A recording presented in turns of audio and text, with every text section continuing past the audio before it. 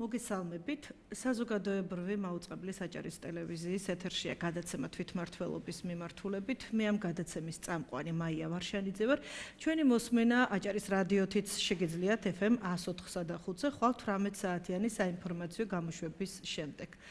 ზუნდაგიდან ავტომობილით ბათუმამდე რომ იმგზავროთ 35 წუთია საჭირო. თუ ავტომობილი არ გაქვთ, ცენტრალურ გზამდე 4 კილომეტრის გავლა ფეხით მოგიწევთ.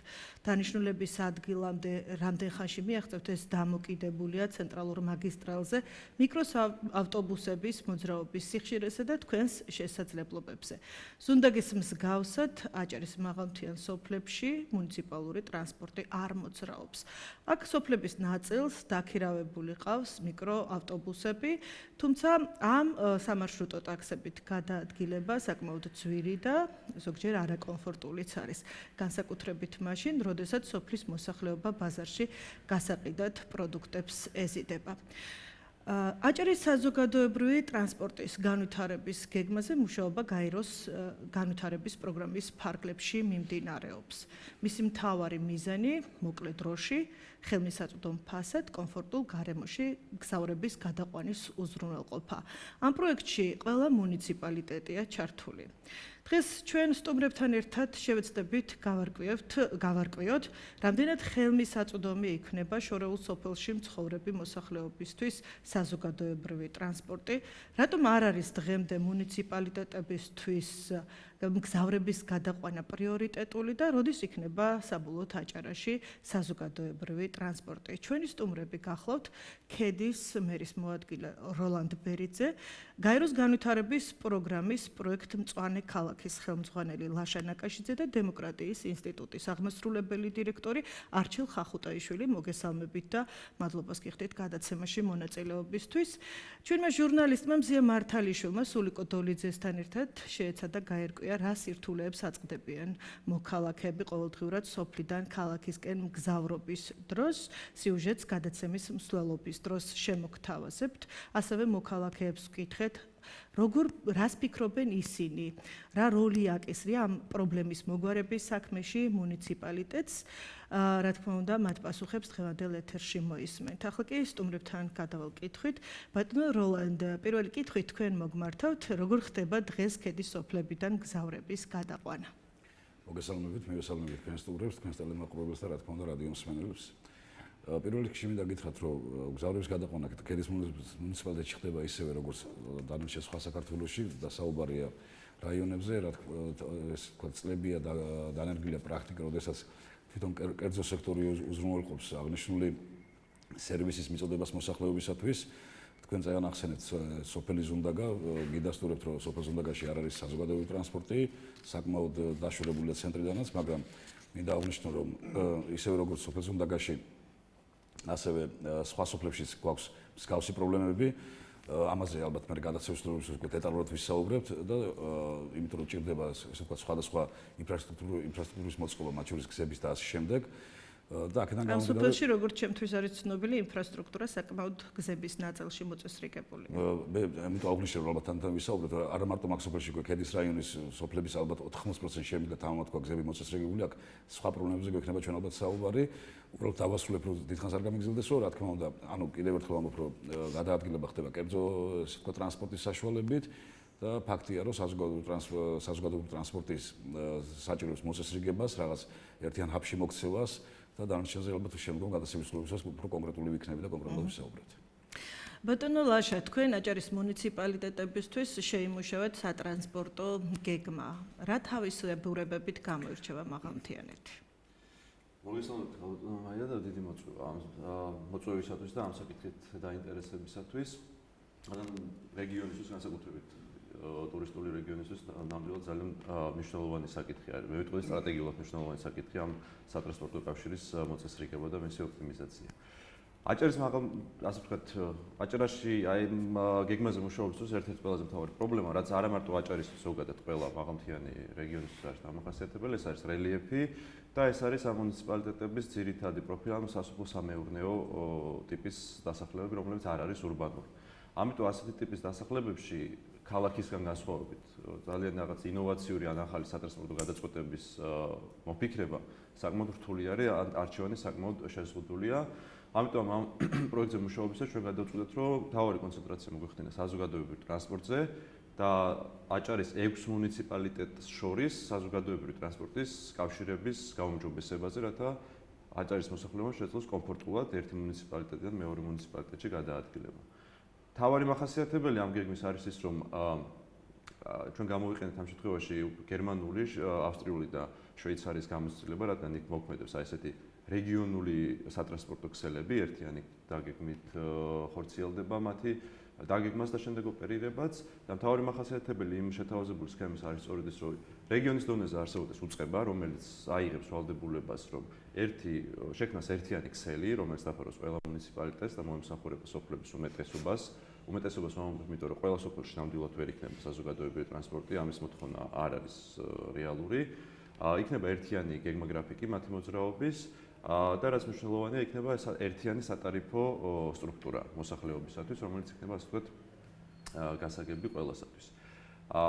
ამ სქემაში, რა თქმა უნდა, ამოსავალი წერტილი ეს არის ბათუმი, რადგან გადაადგილებების ძირითადი ნაწილი ხდება თითოეული მუნიციპალიტეტიდან ბათუმის მიმართულებით. იგივე კონსულტაციების დროს, როდესაც ჩვენ გვინდოდა რომ ეს სტრატეგიები და გეგმები ყოფილიყო რეალისტური და არ ყოფილიყო უბრალოდ ხალხზე დაწერილი ასე ვთქვათ განცხადებები, მუნიციპალიტეტებს შორის გამოიკვეთა გარკვეული განსხვავებები, ზოგს უფრო მაღალი ამბიციები ჰქონდა, აი ქედის მაგალითზე ბატონი როლანდი გვესწრებოდა, შემიძლია გითხრათ, რომ ქედას თქვათ ჰქონდა ამბიცია, რომ ყავდეს მუნიციპალურ ცენტრში ემსახურებოდეს ელექტროავტობუსი ადგილობრივ მოსახლეობას, რაც ვთქვათ, სხვა მუნიციპალიტეტებს არ გამოუდგამთ სხვავსი, ასე ვთქვათ, იდეები.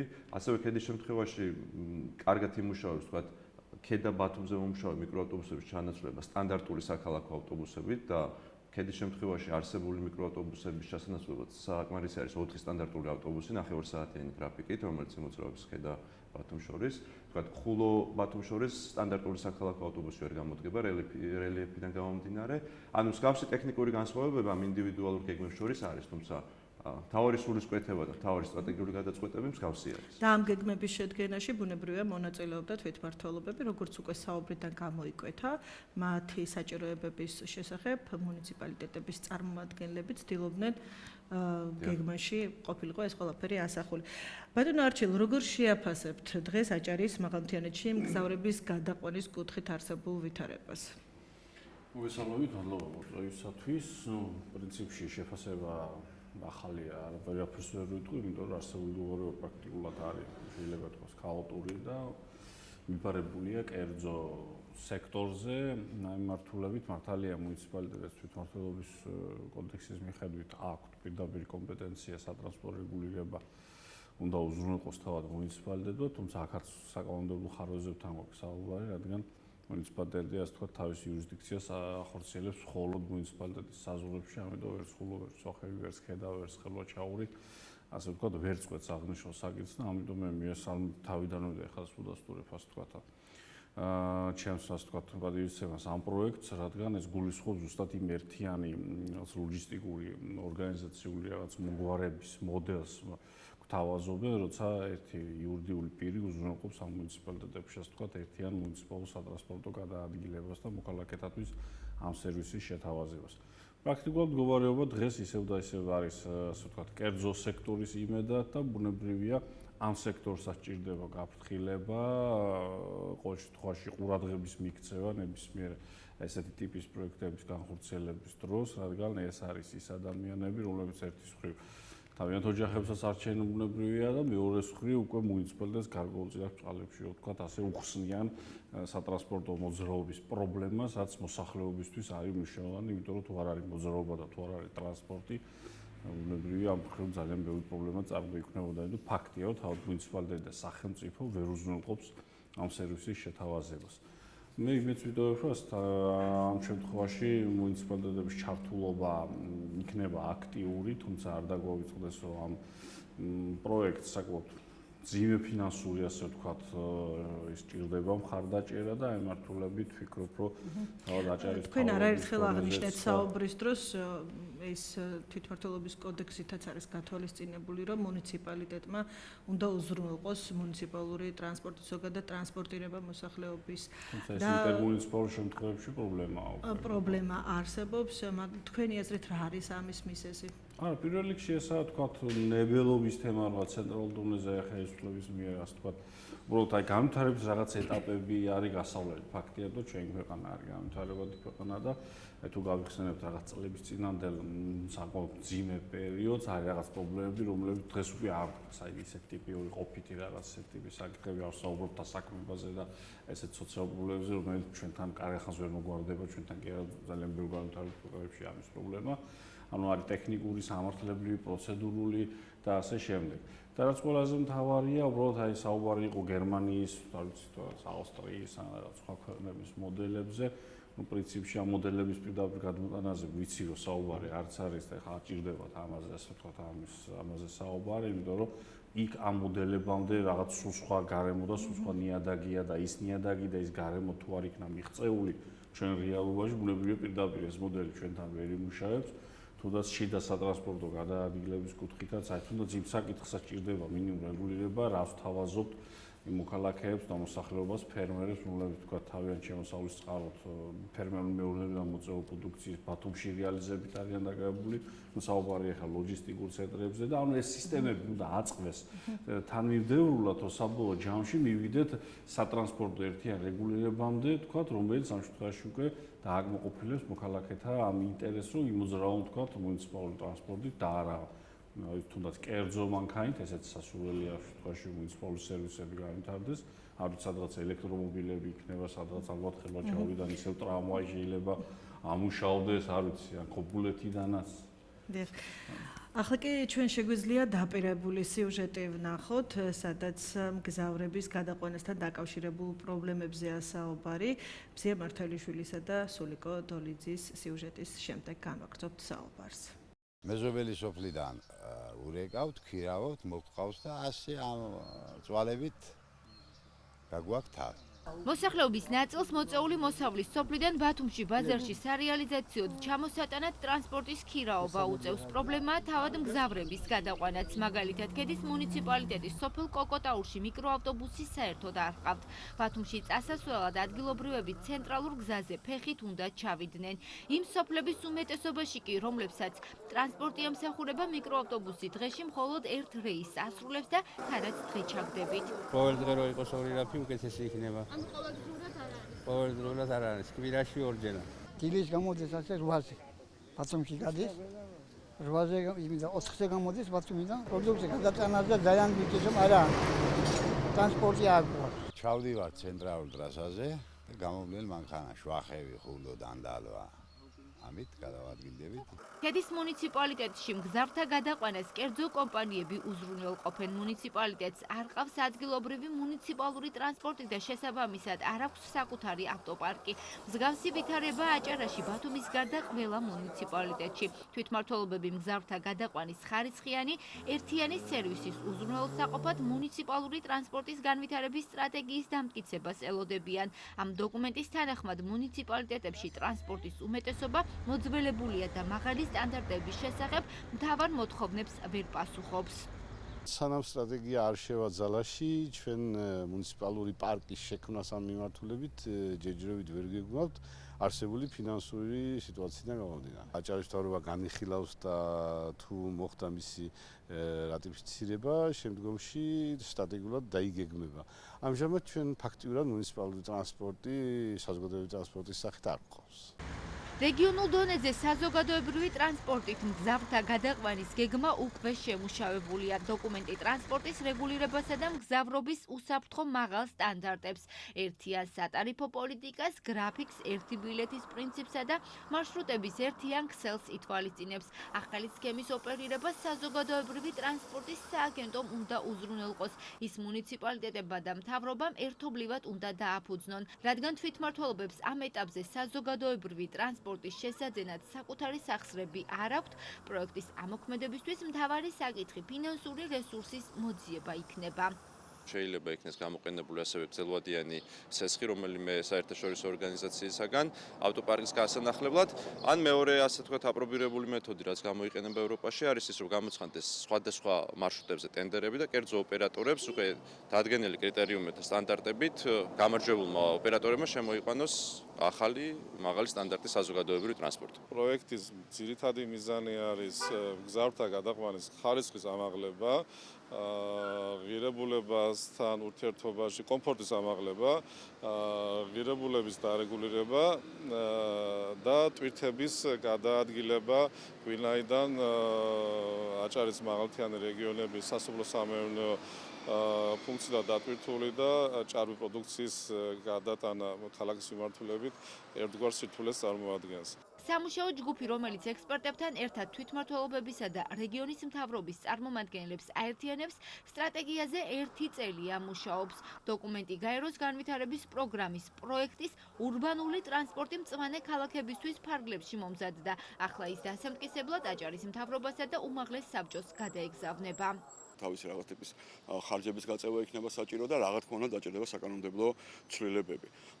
ჩვენი მხრივ რა თქმა უნდა ამ მუშა პროცესის დასრულების შემდეგ რომ გამოიკვეთება ეს თუ ის მიმართულება მზადავართ ჩავერთოთ საჭიროების შემთხვევაში და საკანონმდებლო ინიციატივებს საქართველოს პარლამენტში წარვადგინოთ და აქვე მინდა მოგახსენოთ რომ ძალზედ მოხარული ვიქნები და სწორი ნაბიჯი იქნება თუ მთლიანად აჭარის ტერიტორიაზე ერთიანი გადახდის სისტემა დაინერგება და ერთიანი ეგრეთ წოდებული სააბონენტო სისტემა დაინერგება არა მარტო ჩვენი რეგიონის ცხოვრებებისთვის, არამედ იმ ტურისტებისთვის, რომლებიც აქტიურად სარგებლობენ მუნიციპალური ტრანსპორტით. აჭარაში საზოგადოებრივი ტრანსპორტის სრული დატვირთვით მხოლოდ ბათუმის მუნიციპალიტეტში მუშაობს. მგზავრთა გადაყვანას მუნიციპალური ტრანსპორტით ნაწილობრივ უზრუნველყოფს ქობულეთის მერია. მაღალმთიან აჭარაში კი ძირითადად კერძო კომპანიები მუშაობენ. ჩვენ ნახეთ სიუჟეტი და შეგვიძლია სტუმრებთან ერთად განვაგრძოთ საუბარი. ბატონო როლანდ, ქედაში დღეისათვის 64 სოფელია და ძალიან ხშირად იმის გამო, რომ აქედან რეგულარული სატრანსპორტო მიმოსვლა არ არის, ბათუმში დასაქმებული ადამიანები ცდილობენ, რომ გზავრობის სიძვირის გამოც უკან აღარ დაბრუნდნენ.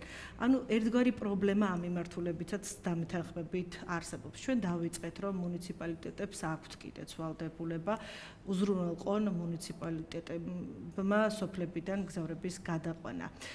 რატომ არ იყო ამ დრომდე ეს საკითხი პრიორიტეტული ქედის მუნიციპალიტეტისთვის? მოგახსენებთ ის რომ საკითხი პრიორიტეტული არ იყო ან არ არის არასოდეს იქნებოდა ამის თქმა, უბრალოდ პრიორიტეტული არის საკითხი. ახლა ის სტუმრებმაც ისაუბრეს და ვეთანხმები მათაც რომ წინა მოსამზადებელი სამუშაოები ჭირდება და საკმაოდ დიდი სამუშაოები, ეს იქნება საკანონმდებლო ცვლილება, იქნება თუ სხვადასხვა მიმართულებით მუშაობა. თავარი ის არის ახლა რაც შემიძლია ამ ეტაპზე თქვა რომ კარგია და მე ბატონ ლაშას და მის ორგანიზაციას მინდა მადლობა გადავუხადო იმ ეს თქვა აქტივობისთვის, ასე ისინი აკეთებენ. ჩვენ ჩართული ვართ ისევე როგორც სხვა მუნიციპალიტეტები ამ ესე თქვა სამუშაო ჯგუფში და თავარი ის არის რომ უკვე მივედით იქამდე რომ რაღაც გეგმა დევს და ეს კარგია, მინდა თქვა ბატონებო, იმიტომ რომ ჩვენ ზუსტად პირობითად ამ თემაზე რომ გვესაუბრა 3 ან 4 წლის წინ ჩვენ ალბათ ბატონ ლაშა იტყოდა რომ ჯერ მუნიციპალიტეტები ზად არ არის ამისთვის, იმიტომ რომ ელემენტარულად გზები ვერ იქნებოდა იმ მდგომარეობაში, რა მდგომარეობაში დღეს არის. მე წაიღან დასაწყისში ვთქვი და ეხლა აღუგნიშნავ რომ დღეის მდგომარეობით ქედის მუნიციპალიტეტში გზების მდგომარეობა 80-85% სრულიად აკმაყოფილებს თანამედროვე სტანდარტებს და ჩვენი საუბრის დასრულების შემდგომაც და ალბათ ორ თვეში კიდევ რამოდენიმე გზა შეემატება კეთილმოწყობილი ქედის მუნიციპალიტეტს. ამას მთავრობა ახორციელებს შესაბამის დეპარტამენტის საშუალებით. ანუ შეგვიძლია ჩვენ თქვათ რომ რაღაც 1-2 წლის მერე ქედაში გზის პრობლემა აღარ გვექნება და ამ მიმართულებით უკვე ეს პრობლემა ამ მიმართულებით აღარ დადგება. სხვა დანარჩენს შეეხება ამისთვის უკვე მუშაობა საჭირო და პირდაპირ ვიტყვი ერთ ერთი მუნიციპალიტეტი თავისი საშუალებებით ამას ვერ გაწყვეტება და ბატონი არჩილის მართალი იყო მუნიციპალიტეტს უფლება აქვს იმოქმედოს მის საზღვრებში, თუმცა სატრანსპორტო მოძრაობა მარტო მის საზღვრებში ვერ ჩაეტება და აქედან გამომდინარე კიდევ ერთხელ გამიმეორდები, რომ საკანონმდებლო ცვლილებაც იქნება საჭირო. მე იგივე იმ შეხვედრებზე, სადაც როდესაც ვესწრებოდი ბატონ ლაშას, რა სტარდებოდა ბატონ ლაშას ორგანიზებით, იქ ჩართული იყო სხვადასხვა უწყებები, მათ შორის მთავრობის აპარატიც იყო ჩართული, ფინანსის სამინისტროც არის ჩართული და მე მჯერავს რომ ალბათ დადგება ერთხელ და სამუდამოდ ის მომენტი, როდესაც უკვე ჩვენ გადავერთვებით და უკვე კონკრეტული ნაბიჯების გადავდგამთ იმისათვის, რომ აღნიშნული პრობლემა მოვაგვაროთ. აი კონკრეტულ ნაბიჯებზე, როდესაც საუბრობთ, რას გულისხმობთ? კონკრეტულ ნაბიჯებზე, როდესაც საუბრობ, გულისხმობ იმას, რომ რა თქმა უნდა პირველ რიგში საკანონმდებლო ცვლილება უნდა შევიდეს, უნდა მომზადდეს შესაბამისი მატერიალურ-ტექნიკური ბაზა. პროექტის ფარგლებში განსახორციელებელ ღონისძიებებზე და თქვენი როლი ამ პროცესში. ჩვენი როლი ამ პროცესში იქნება ის, რომ მუნიციპალიტეტის მერია თავის კომპეტენციის ფარგლებში გააკეთებს ყველაფერს იმას, რაც ხელს შეუწყობს აღნიშნულ პროექტს. გულისხმობ იმას, რომ აქ აუცილებლად დაგჭირდება, ესე ვთქვათ, ტერიტორიების გამოყოფა, სადაც მოხდება აღნიშნული ტრანსპორტის განთავსება, შესაქმნელი იქნება, ესე ვთქვათ, ქსელები, იმიტომ რომ ქედან წამოსული საზოგადოებრივი ტრანსპორტი ბათუმში ჩამოვიდეს და ესე ვთქვათ, არ იცოდეს სად მიდის და სად უნდა გაჩერდეს, ესეც არ შეიძლება, ხო? ასე რომ მთელი რიგი მუნიციპალიტეტების ჩართვა იქნება საჭირო, რათა შევჯერდეთ ერთიან პოზიციაზე და იმაზე თუ როგორ და სად და როგორ მუნიციპალიტეტის ტერიტორიაზე მარშრუტის განსაზღვრა ეს უკვე იქნება მერიის პრეროგატივა.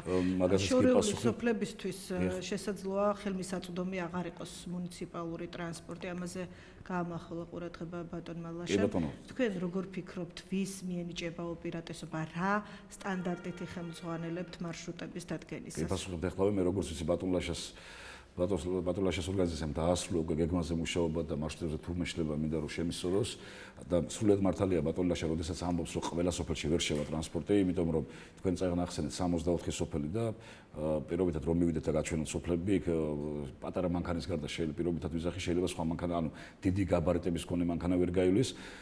აქ საუბარია ალბათ უფრო იმაზე, სოფლების ცენტრალურ გზებზე არის გარკვეული სოფლები, თქვენ ახსენეთ წაღან სოფელის უნდა ანალოგიურ სიტუაციაში სოფელი ხარავლა გაცილებით შორი მანძილით არის დაკავშირებული ცენტრალურ გზიდან, ეს არის 15 კილომეტრზეა საუბარი თუ იმ შემთხვევაში. თუმცა არის ქედაში ხეობები, მერისის ხეობა, არის მილისი, ქოსოფელი და ასე შემდეგ, რამდენიმე სოფელი არის ერთ გზაზე 8 კილომეტრით. მაგის მივდივარ და ამ ცენტრალურ გზებიდან შეიძლება ჩვენ გადავიდეთ და პატარა უბნები იყოს, პატარა სოფლების და ესე ვთქვათ, სოფლის დასახლებები იყოს, სადაც ვერცერთი ტრანსპორტი ვერ შევა, გულისხმობ დიდ ავტობუსებს. ამ შემთხვევაში უკვე შესაძლებელია ის, რომ თუ მოხდება ცენტრალური მაგისტრალის დაკავშირება საზოგადოებრივ ტრანსპორტით, უკვე მოქალაქეც მოახერხებს იმას, რომ მისი უბნიდან გამოვიდეს ცენტრალურ გზამდე, რაც არ არის საკმაოდ შორი, იმიტომ რომ ქედასში არ არის ესეთ დასახლება, რომ რომელიმე სოფელი ცენტრალურ გზიდან იყოს, არა ყველაზე შორს ალბათ კილომეტრი არ იქნება, ამის თქმა მინდა, არ არის ძალიან დაშორებული. მოვა ცენტრალურ გზაზე და იქიდან უკვე ისარგებლოს საზოგადოებრივი ტრანსპორტი. ბატონო ლაშა, აჭარის მუნიციპალიტეტებისთვის საზოგადოებრივი ტრანსპორტის რეგულირების გეგმაზე მუშაობის დროს რა იყო მთავარი სირთულე, მთავარი გამოწვევა? პირველ რიგში სამაგიპასუხოთ მინდა არის ბატონო არსმა თქვა ძალიან საინტერესო სიტყვა აქვს ნებელობა. ანუ დღევანდელ დღეს საერთოდ სატრანსპორტო საკითხები არ წარმოადგენს ტექნიკურ პრობლემას, მათი გადაწყვეტა, იმიტომ რომ მოფიქრებული არის მრავალი ალტერნატივა არსებობს, დაფინანსებაც ასე ვთქვათ მოძიებადია აბსოლუტურად. თავარი პრობლემა დღეს სატრანსპორტო სფეროში ჩვენაერ ქვეყანაში არის პოლიტიკური ნების არსებობა, რომ ეს საკითხი გადაიჭრას და მტკივნეული საკითხია, იმიტომ რომ უკავშირდება ადამიანის ერთ-ერთ ძირითად მოთხოვნას გადაადგილებაზე მოთხოვნას, მაგრამ დღეს არის პოლიტიკური ნებელობა, რომ ასეთი სატრანსპორტო სფერო დარეგულირდეს რეგიონში. ჩვენი კონსულტაციები ჩვენ დავინახავთ მუნიციპალიტეტების დონეზე ეს ნებელობა არსებობს, იმიტომ რომ თითქმის ყველა მუნიციპალიტეტი ამბობს, რომ მე არ გამაჩნია არც ფინანსური და არც ტექნიკური რესურსი, რომ ჩემით ახლა საზოგადოებრივი ტრანსპორტის სისტემა ავაწყო იმ დონეზე, რასაც მე მოსახლეობა მთხოვს და ეს მუნიციპალიტეტები ზადარიან, რომ ეს რეგიონულ კონტექსტში ერთიან რაღაც, ასე ვთქვათ, ქოლკის ქვეშ გაერთიანდნენ წილობრივ მონაწილეობაზე, თუ როგორც იქნება ეს უკვე ტექნიკური საკითხია და მოხდეს ერთიანად ამ ყველაფრის კოორდინირება. მე ვფიქრობ, აქ როლი უფრო უნდა ისარგებლოს ითამაშოს რეგიონის ხელისუფლებამ, რომელიც ასევე დაინტერესებული უნდა იყოს ამ პრობლემის მოგვარებით და არის ეს დაინტერესება. ამიტომ მე ვფიქრობ, ძალიან ახლო მომავალში მუნიციპალიტეტების და რეგიონის ხელისუფლებაც პრაქტიკულ ნაბიჯებს გადადგამენ ამ მიმართულებით. ბატონმა როლანდმა რაც აღნიშნა და თქვენს აღნიშნეთ, რამოდენიმე ნაბიჯია, ეს არის საკანონმდებლო ცვლილებები, რომელიც პაკეტით ჩვენ მოვამზადეთ, იმიტომ რომ ნამდვილად მუნიციპალიტეტები ვერ განსაზღვრავენ საქალაქთა შორის, ანუ მუნიციპალიტეტებს შორის, ასე ვთქვათ, მარშრუტებს, მათ არ აქვთ არანაირი უფლებამოსილება ამაზე. ამიტომ ამ საკანონმდებლო ცვლილებებით შემოდის ეგრეთ წოდებული ეს ეცნება მულტიმუნიციპალური სატრანსპორტო სივრცე, რომლის საკანონმდებლო ცვლილების მიღების შემთხვევაშიც უკვე ამ რეგიონულ უწყებას პირობითად მას თუ დავარქმევთ აჭარის საზოგადოებრივი ტრანსპორტის სააგენტოს, ექნება ნებართვა განსაზღვროს სწორედ აი ამ მულტიმუნიციპალურ სატრანსპორტო სივრცეში, რომელშიც თავიდან შეიძლება უბრალოდ 2-3 მუნიციპალიტეტი გაერთიანდეს, მაგრამ საბოლოო ჯამში 6-ვე მუნიციპალიტეტი, ერთიანი მარშრუტები, ერთიანი გეგმოგრაფიკი, ერთიანი სატარიფო პოლიტიკა და შემდეგ უკვე მას შეუძლია ბატონმა არჩილმა თქვა, რომ მნიშვნელოვანია ის ადამიანები, ვინც კერძო სექტორი დასაქმებული არის და ახორციელებს საზოგადოებრივ ტრანსპორტით მოსახლეობის მიმართულებას, ესე უცბად არ გაირიყოს ან არ აღმოჩნდეს ამ თამაშგარე მდგომარეობაში. ალბათ სამუშტება საჭირო იქნება აუცილებლად. დიახ, რა თქმა უნდა, აუცილებლად იქნება საჭირო და ეს სააგენტო პირობითად რეგიონული სააგენტო ამ მარშრუტებზე უკვე დაყობს და სხვადასხვა ლოტებზე გამოაცხადებს ტენდერს, რომელშიც მონაწილეობას მიიღებს ისევ ეს კერძო, ასე ვთქვათ, კომპანიები, თუმცა რა თქმა უნდა, ამ შემთხვევაში მათ უფრო მაღალი ხარისხი და მაღალი სტანდარტების დაკმაყოფილება მოეთხოვებათ. ასე რომ ძალიან მარტივად ვთქვი, ყველასთვის მომგებიანი სქემა არის, უბრალოდ რა თქმა უნდა, კერძო სექტორის გარკვეული ინვესტიციების განხორციელება იმისათვის, რომ გააუმჯობესოს არსებული მე ვიტყოდი კატასტროფული მდგომარეობა ავტოპარკის ასე ვთქვათ მდგომარეობა რომ შევაფასოთ. მდგომარეობა ეს არის საშუალო 16 წლის 18 წლის ავტოპარკი. ევროპაში მაგალითად 4 წლის შემდეგ არ შეიძლება მიკროავტობუსის სამგზავრო მიკროავტობუსის ოპერირება, ის უნდა იქნეს ამოღებული ასე ვთქვათ სამგზავრო გადაყვანებისათვის და ასევე ემისიებისა და ჰაერის დაბინძურების მხრივ იგივე საწვავის ხარისხის გადათვალისწინებით და რაც ძალიან მნიშვნელოვანია ჩვენი ქვეყნისთვის, საგზაო საფრთხეების გათვალისწინებით, ავტოპარკი ნამდვილად საჭიროებს დაუყოვნებლივ განახლებას. საკანონმდებლო ცვლილებებთან დაკავშირებით და ხელისუფლების პოზიციები ჩვენ ამ სიუჟეტიდან ნახეთ და მოვისმინეთ, მაგრამ როგორ ფიქრობთ, ვადები აი ამ შემთხვევაში არის განმსაზღვრელი იმისთვის, რომ შედეგი საბოლოოდ მიღწეული იქნეს და ბუნებრივია ამ საკითხის გადაწყვეტა ვერ მოხდება ფინანსური მხარდაჭერის გარეშე. რაც არის ზოგადად პრობლემა მუნიციპალიტეტებისთვის, როგორ ფიქრობთ, რა არის გამოსავალი? გეტყვით ახლა, რა თქმა უნდა ეს არ არის მოკლევადიან პერსპექტივაში გადაჭრადი ამ სქემის დანერგვა, შემუშავება და დანერგვა მოკლე პერიოდში, თქვათ 1 წელში არ მოესწრება ნამდვილად, მაგრამ დღესვე უნდა გადაიდგეს უკვე პირველი ნაბიჯები, რომ თქვათ 1 წლის, 2 წლის განმავლობაში ჩვენ მივიდეთ საბოლოო შედეგამდე. პირველი ნაბიჯი რა თქმა უნდა ეს არის ზოგადად ფორმალურად შეთანხმება მუნიციპალიტეტებსა და ამ შემთხვევაში ალბათ სასურველია რეგიონის მთავრობას მონაწილეობდეს ამ რეგიონულ სააგენტოში წილობრივ საფუძველზე, რათა სწორედ აი რეგიონის მთავრობას შეუძლიათ დამატებით ფინანსური რესურსი შეიტანოს ამ სისტემაში, რის საშუალებაც არ აქვს მუნიციპალიტეტებს ნამდვილად, იმიტომ რომ ხა არ აქვს ამის ფინანსური რესურსი მათ. ამ რეალობას ვერ გავექცევით ჩვენ და ვერც მოვთხოვთ.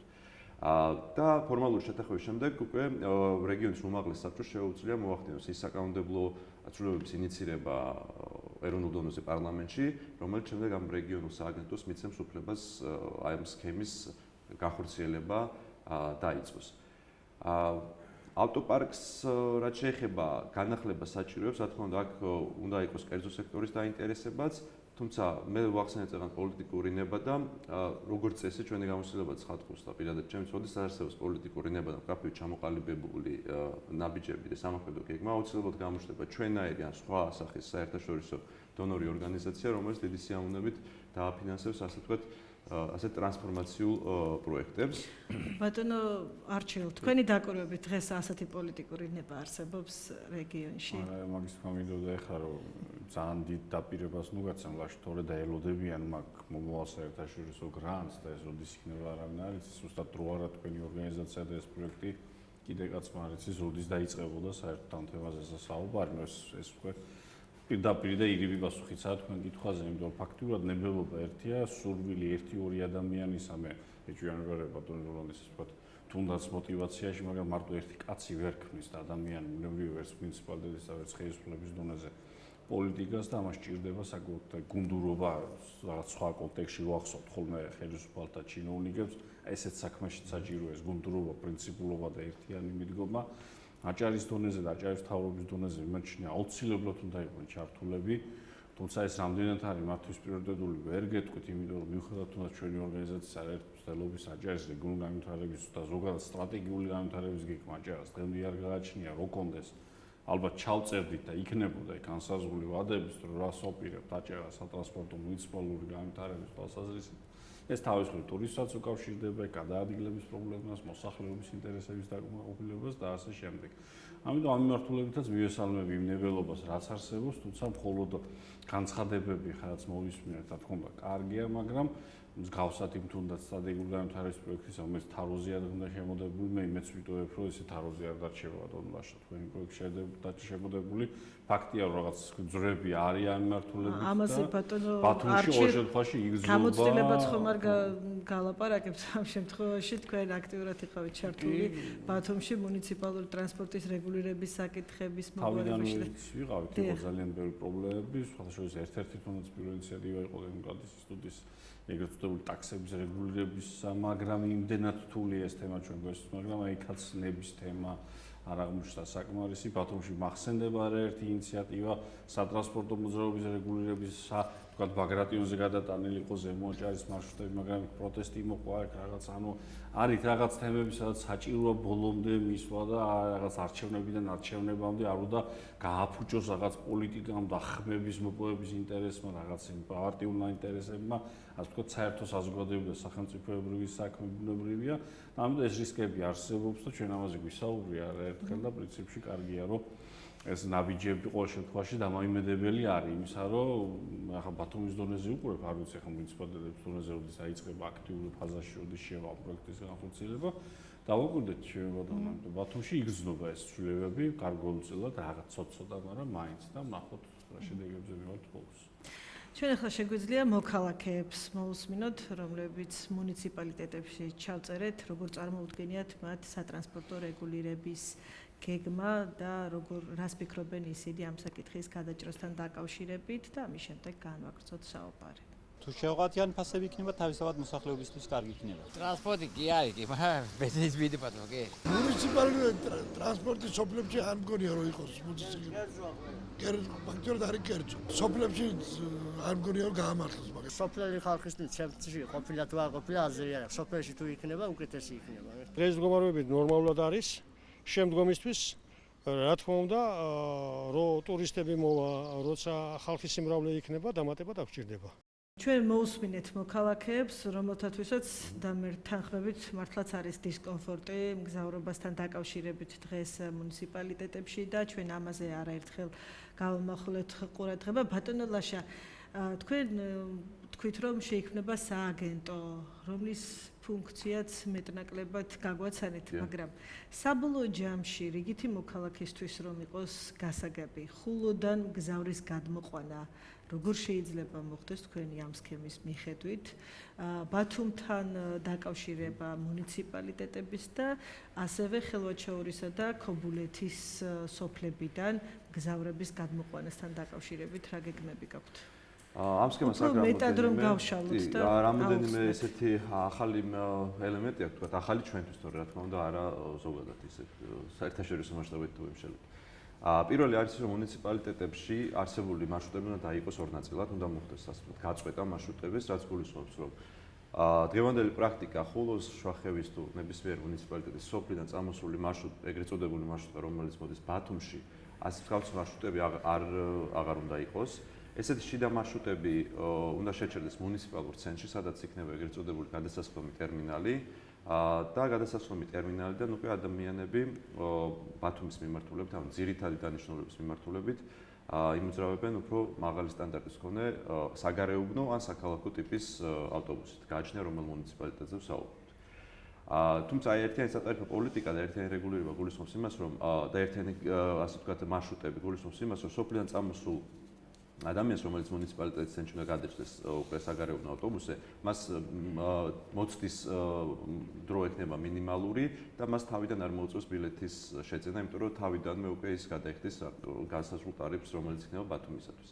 მეორე მნიშვნელოვანი ელემენტია, თქვენ საუბრობთ წეგარ, ყველა სოფელს საზოგადოებრივი ტრანსპორტი არ მოემსახურება, ერთი ეს არის გზების გამო და მეორე ეს არის მოსახლეობის სიმჭიდროვის გამო, იმიტომ რომ ბევრ სოფელში უბრალოდ სულ რამოდენიმე ოჯახია და იქ საზოგადოებრივი ტრანსპორტის ასე ვთქვათ რეგულარულ სიარულს არანაირი გამართლება არ აქვს. ამისათვის არსებობს ეს ევროპული მაგალითი. ევროპული მაგალითი ჩვენ გერმანია, შვეიცარია და ავსტრია ვახსენეთ, იმიტომ რომ იქ არის სწორედ მთიანი რეგიონები, რომელსაც იგივე პრობლემები ჰქონდა.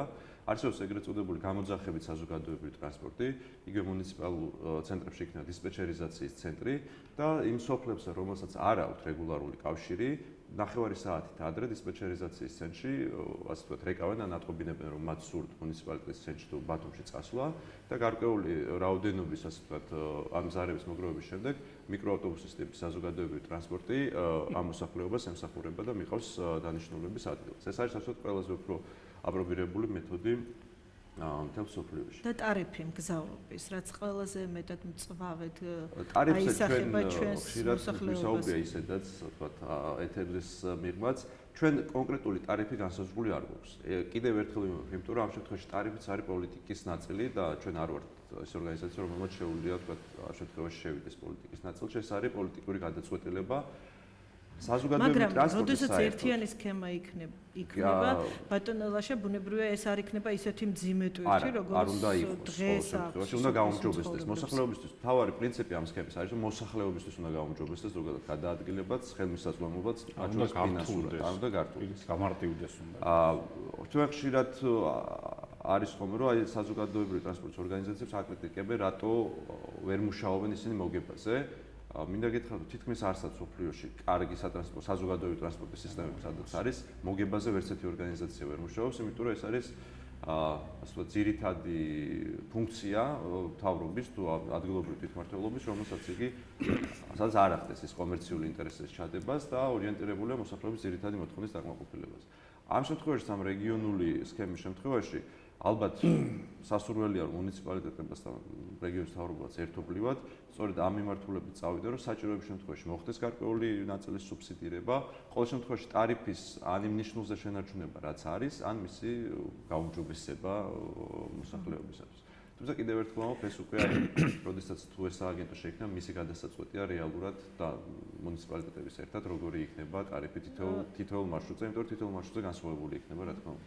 ბატონო ლაშა, თქვენ დამეთანხმებით, რომ დღეს მგზავრები არა მხოლოდ მგზავრობისთვის იყენებენ სოფლებში სამარშრუტო ტაქსებს, არამედ ხშირად ხდება ტვირთის გადატანა, იმიტომ რომ სარეალიზაციოდ ბაზარში სოფლის პროდუქტები სწორედ ამ სატრანსპორტო საშუალებით გადააქვთ. ბუნებრივია ეს იქნება ერთ-ერთი პრობლემა, აი ამ სქემის ამოქმედების შემდეგ რა არის გამოსავალი? ეგ არის ნამდვილად აი მუნიციპალიტეტებში, როგორც თვითმმართველობის წარმომადგენლებთან, ასევე მუნიციპალიტეტის მოსახლეობასთან შეხვედრების დროს ყოველთვის მთავარი პრობლემად ამ სქემას ყველა იწონებოდა, მაგრამ ყველაზე მთავარი პრობლემა იყო, რომ აი ამ კატეგორიის მოსახლეობას, რომელიც მცირე ნაწილი არ არის, რა თქმა უნდა, და ძირითად შემოსავალს იღებს ხოლმე მსგავსი პროდუქციის რეალიზაციით ბათუმში, რას ვთავაზობთ, ხო?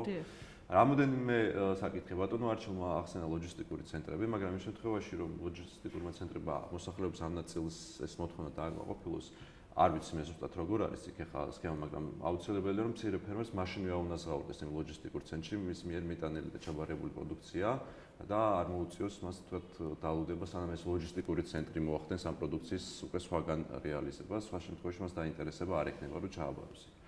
მეორე ასე ვთქვათ, ასევე აპრობირებული პრაქტიკა ევროპაში არის, რომ არსებობს გარკვეული ავტოპარკში არის რამოდენიმე ავტომობილი, სადაც სამგზავრო და სატვირთო სივრცეები მკვეთრად არის ერთმანეთისგან გამიჯნული და როგორც წესი დილის საათებში და საღამოს საათებში მსგავსი ტიპის საზოგადოებრივი ტრანსპორტი არის გათვალისწინებული რამოდენიმე მარშრუტი, რომელიც ემსახურება ამ ადამიანების, ასე ვთქვათ, მოთხოვნის დაკმაყოფილებას და მესამე მეთოდი, რომელიც ვთქვათ, აი ხულოში იყო ამის პრაქტიკა, რომ თვითონ მოსახლეობა მივიდა უკვე აქამდე და მე ვფიქრობ, არის ძალიან კარგი გადაწყვეტა. ეს მცირე ფერმერები თავად, ასე ვთქვათ, გროვდებიან, ქირაობენ სატვირთო მიკროავტობუსს, რომელთაც აგზავნიან სასოფლო-სამეურნეო პროდუქციას ბაზარში და თუ საჭიროა, ყველა აღარ მოყვება, მაგრამ ყოველ შემთხვევაში თვითონ უკვე საზოგადოებრივი ტრანსპორტით ან კერძო ავტომობილით მოყვებიან ამ სატვირთო მიკროავტობუსს. ესეც ძალიან კარგი სქემაა, ასე ვთქვათ, მოსახლეობა თავად მივიდა ამ გადაწყვეტილებამდე და ინოვაციამდე, რომელიც ფორმალიზაციაც ძალიან მარტივად შესაძლებელია იგივე ამ დისპეჩერიზაციის ცენტრების საშუალებით, რომელიც ვახსენე მე. რომელი ვარიანტი იქნება მისაღები უკვე ქედის მოსახლეობისთვის, ბატონო როლანდ, რამდენიმე ვერსია უკვე დაასახელა ბატონმა ლაშამ, რითაც შეიძლება სასოფლო პროდუქტების ბაზარში სარეალიზაციოდ ჩამოტანა. და ასევე საინტერესო არის, ბუნებრივია ამ პროექტის განხორციელება ვერ მოხდება მუნიციპალიტეტის თუნდაც მცირედით სუბსიდირებით მონაწილეობის გარეშე, რამდენად არის ქედა ამისთვის მზად. რაც შეეხება პირველ ტარიფიდან დავიწყებთ საუბარს, ახლა ბატონო ლაშა სამბობდა და მართალია რომ ესე თქვა საზოგადო ტრანსპორტი არც არ არის მოგებაზე გათვლილი, ან ესე თქვა ძალიან დიდი მოგებაზე გათვლილია, შეიძლება ითქვას რომ სოციალური პროექტიცაა, იმიტომ რომ რაღაც შორს მივდივარ და ბათუმის ავტოტრანსპორტიც ესე თქვა მე როგორც ვიცი სუბსიდიებზე ზის თვითონ ვერ აუდის თავის თავს, აქედან გამომდინარე ამ შემთხვევაში ჩვენ ზუსტად ამ პროექტის მიზანიც ის არის რომ მოსახლეობის ყოფა გაუმჯობესდეს, ხო და გამორიცხულია უკვე წინასწარ ვიზახი რომ თუ ღმერთმა ქნას შემოვა საზოგადოებრივი ტრანსპორტი და გამორიცხულია რომ აქ ტარიფის მატებაზე იყოს საუბარი, ბატონილაშა მართალია მინიმუმის ტარიფი უნდა დარჩეს, ან უფრო მეტი სიკეთე უნდა ნახოს, აქედან გამომდინარე მუნიციპალიტეტის მერიას საშუალოდ როგორ წარმოგიდგენიათ ქედის თუნდაც ზუნდაგიდან გზავრობა რა უნდა ზუნდაგიდან გზავრობა დღეს ამ შემთხვევაში თქვენ უნდა იყოთ თქვენ უნდა მონაწილეობდეთ თვითმმართველობები მუნიციპალიტეტები ტარიფის განსაზღვრის პროცესში თუ რაღაცა გამოცდილება არსებობს ამ მხრივ სატრანსპორტო გადაადგილებასთან დაკავშირებით და ნიხრი ამის მიხედვით არის განსაზღვრული. როდესაც მუნიციპალიტეტს უკვე ეყოლება საზოგადოებრივი ტრანსპორტი, შესაბამისად მას ექნება უკვე რეგულაციები, სადაც განსაზღვრავს როგორც ტარიფს, ასევე სხვადასხვა ესე ვთქვათ საკანონმდებლო ნორმებს მიიღებს, რაც აღნიშნული სერვისის მოსახურებისთვის არის აუცილებელი. აქედან გამომდინარე კიდევ ერთხელ განმეორდები, რომ ეს მე ახლა ღმერთმა ქნას რომ პირობითად ვიზახი რომ ეს ყველაფერი ერთ წელიწადში დასრულდეს, ერთ წელიწადთან ნახევარში გამორიცხული ახლა დღესაც რომ დავიწყოთ ვერ მოვასწრებთ, მაგრამ ალბათ ვინც არ უნდა იყოს ქედის მერიაში იმ დროს და ქედის საკრებულოში იმ დროს, როდესაც ეს ყველაფერი მოხდება, მე დარწმუნებული ვარ, რომ საღიაზრი ყოველ შემთხვევაში ამას კარნახობს, რომ ტარიფი იქნება მინიმუმ ის ფასი, რაც დღეს არის, ან იმაზე გაცილებით ნაკლები ამაში შევთანხმდეთ, მე დარწმუნებული ვარ, სხვაგვარად ვერ იქნება. რაც შეეხება იმ მომსახურებას, ესე ვთქვათ, ტვირთების გადატანის მომსახურებას, კედელები რომელიც აირჩევენ, ეს ალბათ მე პრაქტიკა გვიჩვენებს, თვითონ გაყვებიან იმ ავტობუსს თუ ესე ვთქვათ, ძალიან მომეწონა ბატონმა შემოსახსენა, რომ რაიმე კონკრეტული ავტობუსი იქნება, ტრანსპორტი იქნება, სადაც ეს დაიტვირთება და ჩემი აზრით ალბათ უფრო ლოგიკურიც იქნება პირობითად აღარ იქნება ალბათ სოფლის გაყოლებთან საჭირო. აქედან გამომდინარე იქნება რომ ჩაყვეს და როგორ ფიქრობთ ლოჯისტიკური ცენტრები და ლოჯისტიკურ ცენტრების ამოქმედებასთან დაკავშირებით ასევე იყო მომსახურება სწორედ სატრანსპორტო გათვალისწინებული, აი ეს შესაძლებელია იყოს შემავსებელი ამ პრობლემის გადაჭრის. იქნება შემავსებელი, მოდით ესე ვთქვათ, ნახევრად ხუმრობით, ნახევრად ირონით არა, ნახევრად ხუმრობით. იდეაში ეს რო გასაკეთებელია, ამაში ორი აზრი არ არსებობს. ის რომ საზოგადოებრივი ტრანსპორტი მოსაწესრიგებელია, ამაშიც თანხმდები და ორი აზრი არ არსებობს და ის რომ ეს თავის მხრივ ბევრ სიკეთეს მოიტანს, ამაშიც ორი აზრი არ არსებობს და ეს ყველაფერი ესე ვთქვათ, მე დარწმუნებული ვარ, მომავლის პერსპექტივაში აუცილებლად განხორციელდება. თუმცა სამწუხარო ის არის ალბათ დამეთანხმებით ბატონო როლანდ, რომ მოსახლეობა სწორედ ამ ლოდინთან დაკავშირებით ძალიან სამწუხარო გადაწყვეტილებას იღებს ხშირად, სოფელს იმიტომაც ტოვებს და ქალაქისკენ მოემართება, რომ აქ მგზავრობაც ძვირია და სხვადასხვა პრობლემა არსებობს, რა თქმა უნდა, სოფელი ვეღარ ირჩენს თავს და სოფლის მეურნეობის კუთხით არ არის ისეთი წარმატებები. აქედან გამომდინარე სატრანსპორტო მიმოსვლას აქვს მისი განსაკუთრებული ადგილი და მნიშვნელობა თქვენ იდეებზე ისაუბრეთ და რომ უნდა განხორციელდეს გასაგებია, მაგრამ დამეთანხმებით ვადებს ძალიან დიდი მნიშვნელობა აქვს. გეთანხმებით, აი მაგის კომენტარი, გეთანხმებით ვადებში მე გულისხმობ იმას, რომ ალბათ უახლოეს 2-3 წელიწადში რაღაც ქმედითი ნაბიჯები უკვე გადადგმული იქნება, ამაში დარწმუნებული ვარ, იმიტომ რომ სხვაგვარად ქვეყანა ვერ განვითარდება, უბრალოდ არა იმიტომ რომ ეს მე მინდა ამ შემთხვევაში როგორც ერთ-ერთი რიგით კედელს და პირობითად მუნიციპალიტეტის თანამშრომლებს, არამედ უბრალოდ სახელმწიფოც წავა ამისკენ და მიდის სახელმწიფოც ამისკენ, ეს აუცილებლად განხორციელდება, რაც შეეხება ლოდინის რეჟიმს. აუცილებლად განხორციელდება, როდესაც ამბობთ, ჩვენ აქ ბევრი ვისაუბრეთ პოლიტიკურ ნებელობაზე, თქვენ მოდით მაშინ ესე გიპასუხებ, კი, არის ასეთი აქტიური პოზიციაც ხელისუფლების მხრიდან და პოლიტიკური ნებაც, რომ აჭარაში არსებობდეს საზოგადოებრივი ტრანსპორტი გამართული. პასუხობთ, რომ არ იყოს პოლიტიკური ნება და რომ არ იყოს სურვილი იმისა, რომ ამ თემაზე ესე ვთქვათ, ეს თემა ერთხელ სამუდამოდ გადაწყდეს და მოგვარდეს, რაც შეეხება საზოგადოებრივ ტრანსპორტს, მე რწმუნეთ, რომ არც იმ სამუშაო ჯგუფებში, რომელიც სადაც ჩვენ ესე ვთქვათ, როცა ხვდებოდით ბატონლაშას, არც იქ ჩაერთვებოდა არავინ და მე რწმუნეთ, რომ არავინაც ესე ვთქვათ, არავის არ აქვს დასაკარგი დრო სადმე მივიდეს და დაждდეს, აქედან გამომდინარე, მოდი ვთქვათ, რომ ნება გამოჩენილია ამის და ფიქრი იმაზე, რომ ეს გასაკეთებელი ამაზე ვფიქრობთ, არჩენი როგორც საკანონმდებლო ორგანო სწორად ახსენეს აქ ბატონებმა, რომ უმაღლესმა საბჭომ უნდა მიმართოს საკანონმდებლო ინიციატივით საქართველოს პარლამენტს, ეს ყველაფერი უნდა დაიძრას ეს საკითხი, მე მჯერავს, რომ ეს ერთხელ სამუდამოდ მოხდება, მე ვერ ვიტყვი, რომ ეს იქნება ერთ თვეში ან სამ თვეში, მაგრამ უახლოეს მომავალში რო იქნება, მაშინ 2 აზრი არსებობს.